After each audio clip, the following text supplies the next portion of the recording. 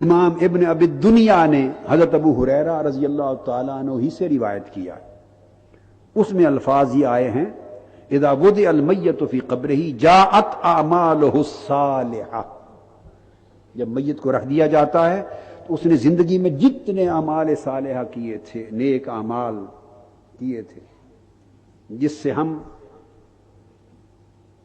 بے فکر ہیں۔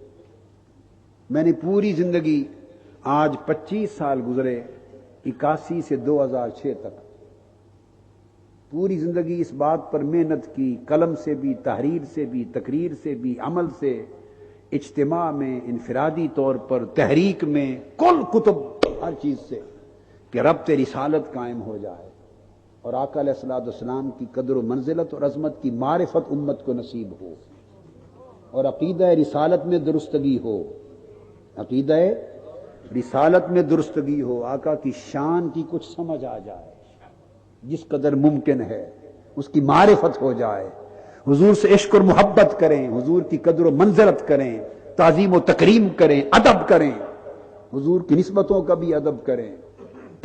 25 سال درستگی عقیدہ پر محنت کی۔ اب سے میں نے اس سال محسوس کیا کہ ربط رسالت اور تعلق الی الرسول پر محنت سے عقیدہ تو درست ہوا اور ہوتا ہے، مگر اللہ پاک نے ہر کام کے لیے الگ الگ علاج بنا رکھے ہیں۔ سر درد اور بخار ہو تو اس کی گولی اور ہوتی ہے، موشنز ہوں تو اس کی گولی اور ہوتی ہے، انفیکشن ہو، بلغم ہو تو اس کے کیپسول، اینٹی بائیوٹکس اور ہوتے ہیں، ٹی بی کا علاج اور ہوتا ہے، کینسر کا علاج اور ہوتا ہے، بینائی خراب ہو، ہر مرض کا ایک علاج ہوتا ہے۔ جو عقیدہ کی مرض تھی اس کا علاج میں نے تعلق بالرسول کی بحالی کی شکل میں سمجھا، اس پر محنت کی۔ اب میں نے دیکھا کہ عقیدے کی درستگی کا سامان ہو گیا، ہو رہا ہے، ہوتا رہے گا۔ اب میں نے دیکھا کہ عمل میں ہم لوگ بہت کمزور ہیں۔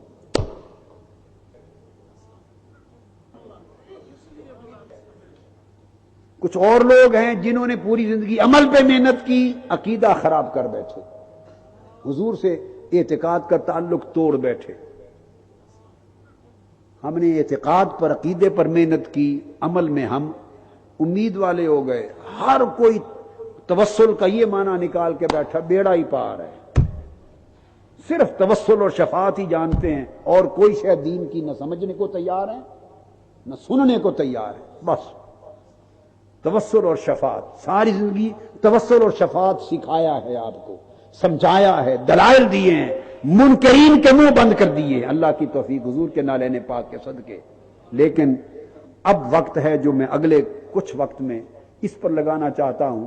میں محسوس کرتا ہوں، معلوم نہیں کتنے سال اور آپ کے ساتھ، یا کتنے ماہ، یا کتنی مدت اور ہے سنگت، کہیں ایسا نہ ہو ایک گوشہ اچھا ہو جائے اور دوسرا کمزور رہ جائے اور پھر ہم شرمسار ہوں، آقا علیہ السلام کے سامنے شرمسار ہوں کہ عقیدہ تو میری شان میں تم لوگوں نے اچھا کیا، مگر عمل اچھے لے کے نہیں آئے، عمل اچھے لے کے نہیں آئے۔ آقا علیہ السلام، میں نے آپ کو حدیث بتائی تھی، جب ربیعہ بن کعب سے پوچھا، عقیدہ اچھا تھا ان کا، اس لیے تو رات کو حضور کی خدمت اور نوکری کرتے تھے، عقیدہ اچھا تھا اس لیے تو جب آقا نے پوچھا اور بھی کچھ مانگ لے، انہوں نے وہی سوال، انی اسألک مرافقتک فی الجنہ، بار بار پوچھتے اور بھی مانگ لے، کہتے نہیں حضور ہوا ذاک، بس آپ کی چاکری چاہیے، نوکری چاہیے حضور، اور کچھ نہیں، جنت میں بھی یہی نوکری دیں اور کچھ نہیں۔ عقیدہ اتنا اعلیٰ تھا، عقیدہ اتنا اعلیٰ تھا کہ پوری توجہ کا ارتکاز حضور کی چاکری اور نوکری پر تھا۔ مگر آقا نے نصیحت کیا کی؟ فرمایا فَإِنِّي عَلَىٰ نَفْسِكَ بِكَثْرَةِ السُّجُودِ، یہ نوکری تو ملے گی لیکن میری بھی مدد کر، اور وہ یہ کثرت سے سجدے کرتے رہنا، کثرت سے سجدے کرتے رہنا۔ یہ میرے آقا کا وہی پیغام ہے جو رات کے اندھیرے میں تنہا ربیعہ بن کعب کو دے رہے تھے، ساتھ قیام جنت میں اپنی نوکری کی ضمانت عطا فرما رہے تھے، ساتھ پکڑ کے اس کو کہہ رہے تھے میری بھی مدد کرنا، جو تمہیں دے رہا ہوں اس کی لاج رکھنا، اپنے آپ کو اس کا اہل بنانا، سزاوار بنانا، آقا کیسے؟ فرمایا سجدے کثرت سے کرنا، تاکہ ایسا نہ ہو کہ لوگ کہیں یہ تو اس کا حقدار ہی نہیں تھا، یہ تو کوالیفائی نہیں کرتا، اس کے تو عمل ہی ایسے نہیں ہے۔ چاہتا ہوں کہ عملوں میں بھی کوئی آپ سے اچھا آگے نہ بڑھ سکے حضور کی امت میں، حضور دونوں جہتوں سے خوش ہوں۔ سچے غلام وہی ہوتے ہیں جو محبت بھی کرتے ہیں، جو تعمیل بھی کرتے ہیں، جو عشق بھی کرتے ہیں، ایثار بھی کرتے ہیں، قربان بھی ہوتے ہیں، اور روزمرہ کی زندگی میں حکم کی تعمیل بھی کرتے ہیں۔ عمل کی زندگی میں انکار رہے، بغاوت رہے، نافرمانی رہے، اور جب قربان ہونے کا وقت آئے تو عاشق بن جائیں، تو یہ وفاداروں کا شیوا نہیں ہے۔ سچے وفادار بنے اللہ کی بندگی میں، حضور کی غلامی میں۔ تو یہاں فرمایا کہ اس کے اعمال صالحہ آ جائیں گے، اس کے سر کی طرف حفاظت کریں گے۔ جاءت قراءتہ للقرآن، تو جو عمر بھر قرآن کی تلاوت کرتا تھا، قرآن کی تلاوت اور قراءت، پھر وہ آ جائے گی تو قرآن کی تلاوت اس کے پاؤں کی طرف کھڑی ہو جائے گی، گھیرا ڈال لے گی، اور پھر کیا ہوگا؟ ہائے ہائے، پھر جتنے اس نے قیام کیے تھے اللہ کی راہ میں، راتوں کو کھڑا ہوا تھا، قیام۔ ہاتھ قیام کیا ہوتا ہے؟ کبھی آپ نے غور کیا؟ قیام کیا ہے؟ ایسے اٹھنے بیٹھنے کا نام نہیں ہے، قیام ہے مالک کے در پر منگتا بن کے کھڑے رہنا، کھڑے ہونا۔ سوچیں، مالک سخی مالک کا در ہے اور منگتا کھڑا ہے، اس کھڑے ہونے کا کیف کیا ہے؟ مالک بھی دیکھتا ہے کہ دیر سے کھڑا ہے، اس کو کھڑے ہوئے دیر ہو گئی، اس کو قیام کہتے ہیں۔ پھر وہ کچھ جھولی میں ڈال دیتا ہے، بڑی دیر سے کھڑا ہے، اس سخی کریم کے در پہ اس کے سامنے کھڑا رہنا، کھڑا ہونا، اس کو قیام کہتے ہیں۔ سجود کس کو کہتے ہیں؟ پھر اس کے در پہ گر پڑنا، کھڑا ہونا منگتے کی علامت ہے، یہ سوال کی علامت ہے، اور ماتھے اور سر کے بل گر پڑنا ذلت کی علامت ہے۔ عبادت ذلت کی انتہا کو کہتے ہیں، تذلل کی انتہا ہے، انتہا ہے کہ آدمی سر اور جبین سمیت کسی کے سامنے زمین پر گر پڑے، مالک میں تو یہ پڑا ہوں، پہلے کھڑا تھا۔ اس کے قیام کھڑے ہونے پر بھی مالک کو رحم آ جاتا ہے، رحم آ جاتا ہے، اور دیر تک کھڑا رہے، قیام کو لمبا کیا کرے، رحم آ جاتا ہے سخی کو، دینے والے کو۔ اور پھر اندازہ کریں اس وقت اس کے رحم کا عالم کیا ہوگا جب منگتا سر اور ماتھے کے بل گر پڑے۔ سجدے کا معنی سمجھیں، گر پڑنے کو کہتے ہیں۔ جب سجدے میں جاؤ تو یہ تصور کیا کرو کہ اب مالک کا دروازہ ہے اور میں تو گر پڑا ہوں، مالک اب میں تو گرا پڑا ہوں، اب تو اٹھا دے یا دے دے۔ تو مالک کہتا ہے جب یہ انتہا ہوتی ہے منگتے کی، منگتے کے مانگنے کی انتہا ہے کہ ماتھے اور سر کے بل گر پڑے، پھر وہ خالی نہیں لوٹاتا۔ اس لیے آقا علیہ السلام نے فرمایا ربیہ کثرت سے سجدے کرنا، قیام تو کرنا ہی مگر گر پڑے رہنا مالک کے در پر، تمہیں اس قابل بنا دے گا۔ تو فرمایا پھر اس کا قیام آ جاتا، جتنا اس نے قیام کیا تھا وہ آ جاتے ہیں۔ وَإِنْ أَتَاهُ مِنْ قِبَلِ يَدَيْهِ قَالَتِ الْيَدَانِ، وہ اس کے ہاتھوں کو اس کے سامنے کھڑے ہو جاتے ہیں، اس کے قیام سامنے کھڑے ہو جاتے ہیں۔ کَانَ وَاللَّهِ يَبْسُطُنِي لِلصَّدَقَةِ وَالدُّعَاءِ، ہائے ہائے ہائے، اس کے ہاتھ کہتے ہیں وہ صدقہ اور دعا کے لیے پھیل جاتے ہیں۔ وہ ملائکہ جب آتے ہیں تو یہ سارے قیام، یہ صدقہ، یہ خیرات، یہ قرات اور تلاوت قرآن، اعمال صالحہ، یہ سارے بولتے ہیں لا سبیل لکم الیہ من قبلی۔ فرشتے جدھر سے آنا چاہتے ہیں یہ کہتے ہیں ہماری طرف سے راستہ نہیں ہے، راستہ نہیں ہے۔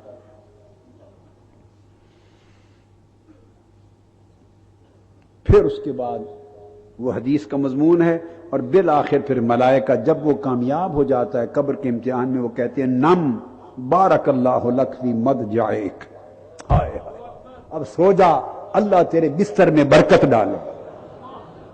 فرشتے کہتے ہیں اللہ تیرے لیٹنے میں، ہائے ہائے سو جا، اللہ تیرے لیٹنے میں برکت ڈالے۔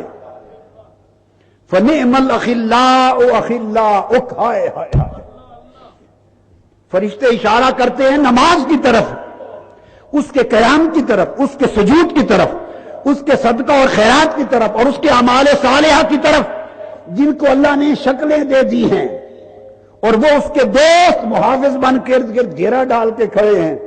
جاتے ہوئے فرشتے مبارک دے کر اسے کہتے ہیں فنعم الاخلاء اخلاؤک، مبارک ہو تیرے دوست بڑے وفادار دوست ہیں۔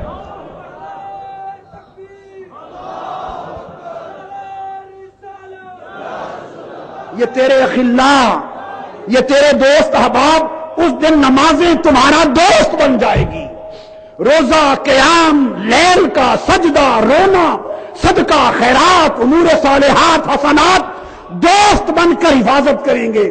جاتے ہوئے فرشتے مبارک دے جائیں گے کیسے پیارے دوست بنائے ہیں تم نے،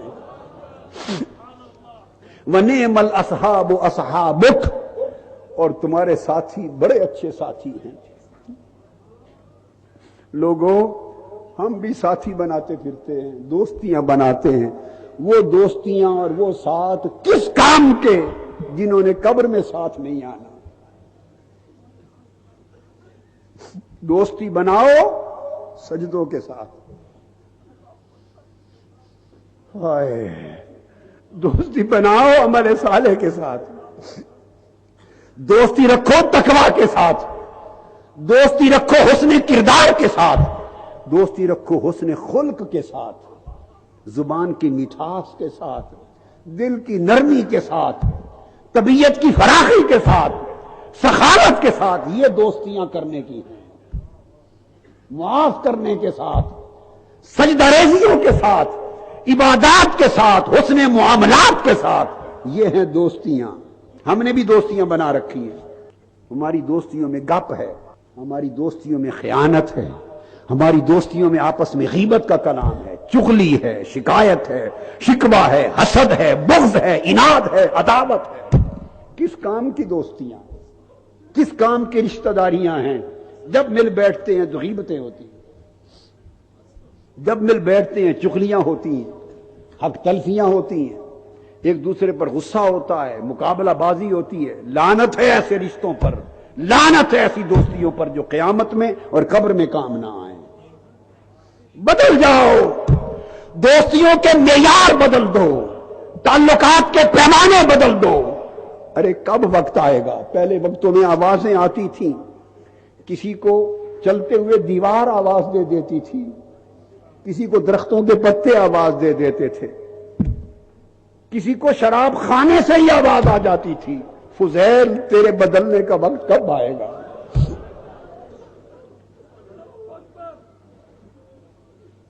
راستے آواز دے دیتے تھے۔ حبیب اجمی تیرے رب کی طرف چل پڑنے کا وقت کب آئے گا؟ بشر حافی تیرا بدلنے کا وقت کب آئے گا؟ آوازیں آ جاتی تھی۔ اب کون آوازیں دے؟ اب کون آوازیں دے؟ آوازیں تو اب بھی آ رہی ہیں، مگر سننے کے لیے کان پیدا کرو۔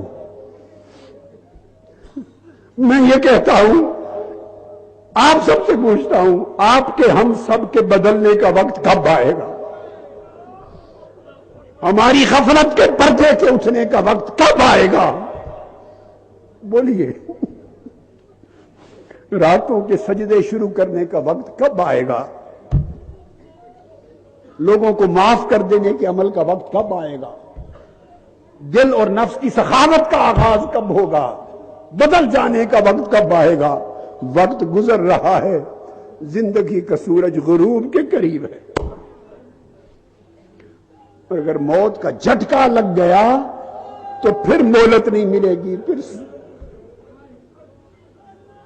پھر فرصت نہیں ملے گی۔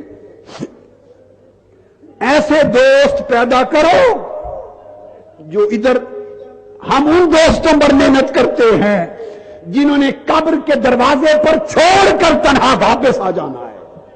ہماری محنتیں ان رشتوں پر ہیں، ان دوستوں پر ہیں، ان تعلقات پر ہیں جو مٹی میں دبا کر واپس آ جائیں گے اور آپ مڑتے ہوئے ان کے جوتوں کی آواز ہی سنتے رہ جائیں گے.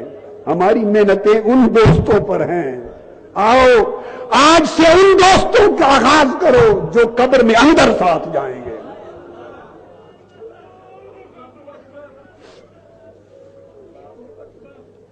جو قبر میں اندر ساتھ جائیں گے. ہائے ہائے.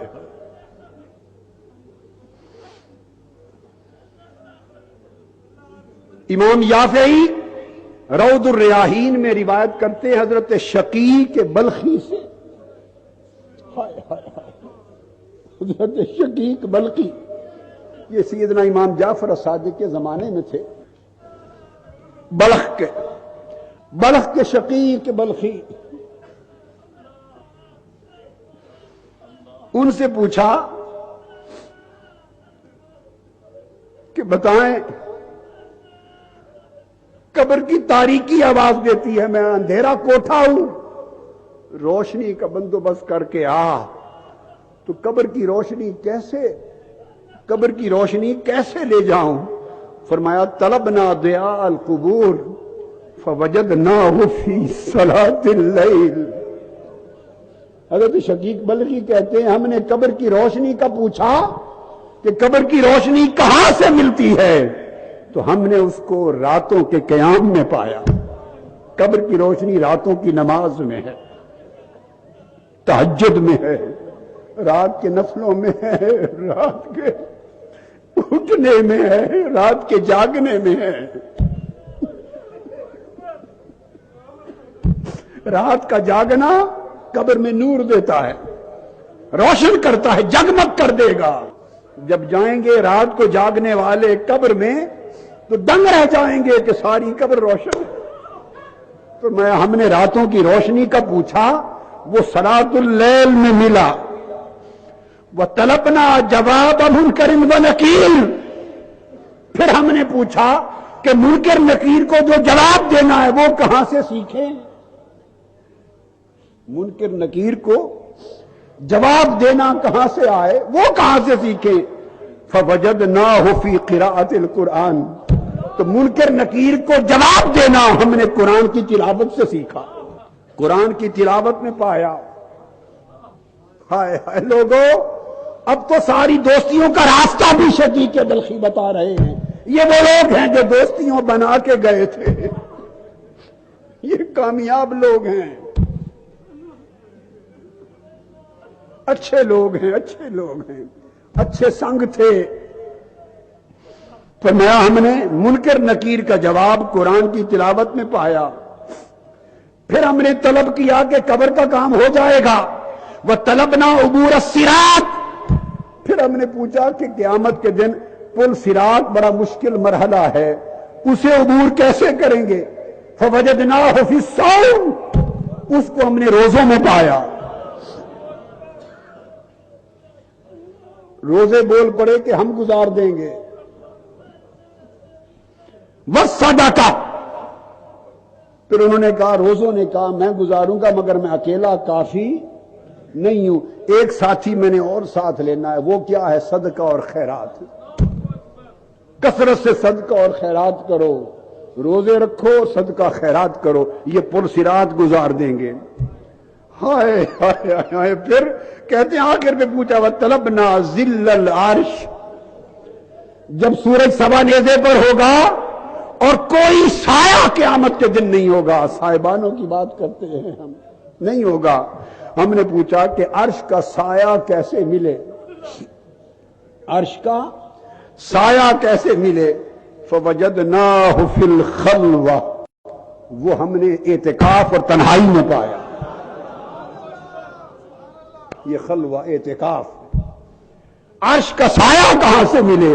وہ ہم نے خلوت میں پایا. اور آقا نے امت کو یہ خلوت اعتکاف کی شکل میں دی ہے.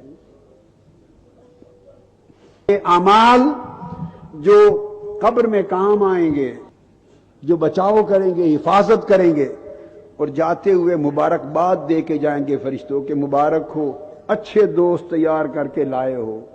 تو دوست وہ نہیں جو قبر کے دروازے پر چھوڑ جائیں، دوست وہ ہیں جو قبر میں اندر جائیں، اور آپ جب پوچھنے کا، جب حساب و کتاب کا وقت آئے تو محافظ بن کے چاروں طرف کھڑے ہوں۔ دوست اسی کو کہتے ہیں، دوست اسی کو کہتے ہیں جو مشکل وقت میں کام آئے۔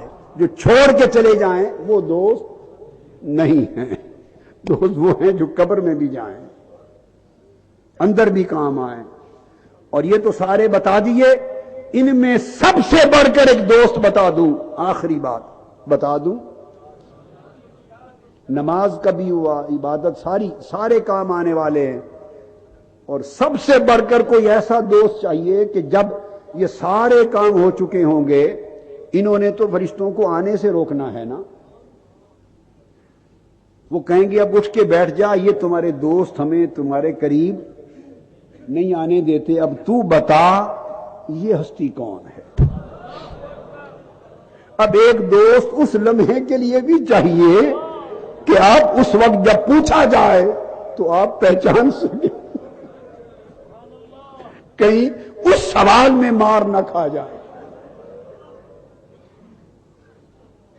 سوچیں اس لمحے کا، آقا کا چہرہ انور دکھایا جا رہا ہو، اور کتنی بدنصیبی ہوگی اس شخص کی، چہرہ پاک سامنے ہو اور وہ کہے ہاں لا ادری، معلوم نہیں، پہچان نہیں سکتا کون ہے۔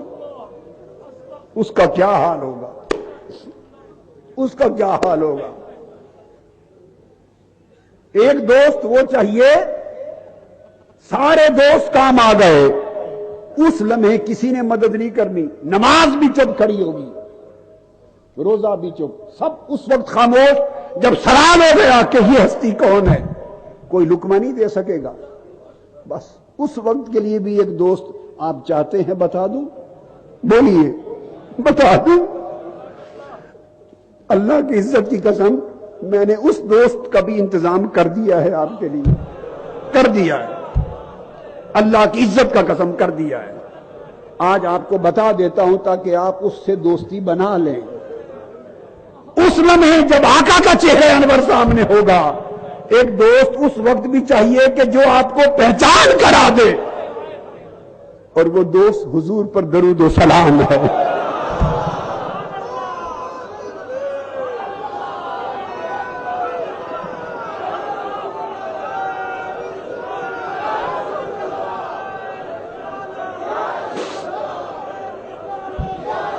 جو شخص کثرت کے ساتھ میرے آقا پہ درود و سلام زندگی بھر پڑھتا ہوگا، ہر لمحہ پڑھتا ہوگا، کثرت سے پڑھتا ہوگا، جب چہرہ مصطفیٰ سامنے ہوگا اور ہر کوئی چپ کھڑا ہوگا، لقمہ دینے کی جرات نہیں ہوگی، پہچان کا وقت ہے کہ خود پہچان یہ کون ہے، اس وقت جو دوست کام آئے گا پہچان کرانے میں، وہ درود و سلام ہے۔ اس کے لیے میں نے پوری تحریک منہاج القرآن کے لیے کہ اس لمحے دوست کام آئے، گوشہ درود بنا دیا ہے، گوشہ درود، تاکہ ایک گوشہ ایسا گوشہ تنہائی بھی بن جائے کہ جہاں آپ آئیں اور 24 گھنٹے سوائے آقا پر درود و سلام کے کچھ اور نہ کریں، نماز پنجگانہ فرائض کے سوا اور تہجد کے سوا، اور روزے سے رہیں، سارے اعمال یکجا کر دیے گوشہ درود میں۔ 10 دن گوشہ درود میں آنے والے آتے ہیں، 10 کے 10 دن روزے سے رہتے ہیں، تو روزے بھی آ گئے، 10 کے 10 دن پنجگانہ نماز کے ساتھ تہجد اور اشراق پڑھتے ہیں، اوابین پڑھتے ہیں، نوافل عبادات بھی آ گئی، 10 کے 10 دن وہاں گوشے میں تلاوت ہوتی ہے، قرآن کی قرات بھی آ گئی، اور آخری چیز جس نے حضور کی پہچان کرانی ہے، وہ لاکھوں کی تعداد میں 24 گھنٹے تسلسل سے حضور پہ درود بھیجا جاتا ہے، درود و سلام بھیجا جاتا ہے۔ ہر عمل اپنا اپنا کردار ادا کرے گا۔ جب چہرہ مصطفیٰ کے دیدار کا وقت آئے گا اور پوچھا جائے گا بتا یہ کون ہے، ان کو پہچانتے ہو، اس وقت درود و سلام کام آئے گا۔ یہاں میں ایک اپنے وجدان کی بات کہتا ہوں، اور میں نے اس کو بڑے لوگوں کے احوال میں ہوا بھی ہے، بڑے بڑے اکابر اگلے زمانوں کے واقعات میں ہے کہ وفات ہو گئی، کسی نے پوچھا کہ تمہارے ساتھ کیا ہوا؟ خدا کا شکر ہے اس لمحے کامیابی سے گزر گیا۔ انہوں نے پوچھا کون سا عمل کام آیا؟ انہوں نے کہا حضور پر درود پڑھنا کام آ گیا، درود پڑھنا کام آ گیا۔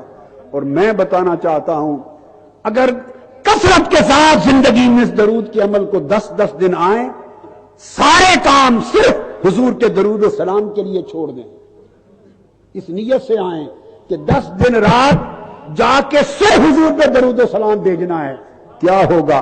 شناسائی پیدا ہوگی۔ روز ہزاروں لاکھوں کی تعداد میں شام کے وقت رجسٹر کھلے گا، گوشہ درود سے آقا کی بارگاہ میں درود پیش ہوگا، اور حدیث پاک میں ہے فرشتے نام، والدین کا، باپ دادے کا نام، علاقہ محلہ پتہ تک بتا کے پیش کرتے ہیں، حضور فلاں ابن فلاں نے درود بھیجا ہے، اتنی بار بھیجا ہے، فلاں جگہ سے بھیجا ہے، تو حضور ہر روز سنیں گے 10 دن، اور پھر پلٹ کے دوبارہ کبھی آ جائیں، پھر آ جائیں، تو 10 جب زندگی میں اس عمل کو گوشہ درود میں ہمیشہ جاری رکھیں گے تو کچھ بعید نہیں، آخری بات کہہ رہا ہوں، کچھ بعید نہیں کہ درود سلام پڑھتے پڑھتے پڑھتے تعلق ایسا بن جائے کہ جب آقا کا چہرہ پاک سامنے ہو اور فرشتے پوچھیں کہ بتاؤ یہ کون ہے، تو شاید یہ تعلق بھی ہو جائے کہ آقا بڑھ کے کہیں فرشتوں اب اس سے نہ پوچھو، مجھ سے پوچھو کہ یہ کون ہے۔